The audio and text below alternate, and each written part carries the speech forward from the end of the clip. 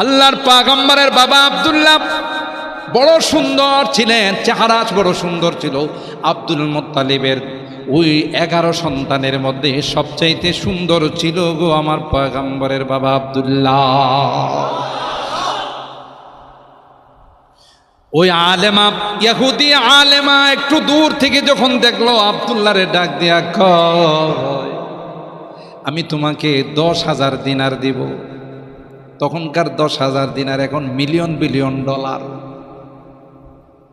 তো কি জন্যে, তুমি কি আমারে বিয়ে করবানি? এই প্রস্তাব দেওয়ার জন্য আমি শুধু তোমাকে অফারটা দিলাম।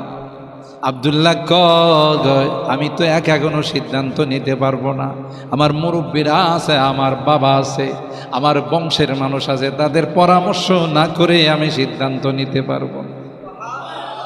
আর এখনকার যুবক হলে বাপরি বাপ, মেয়ের দরকার নাই, টাকা তো পাইলাম।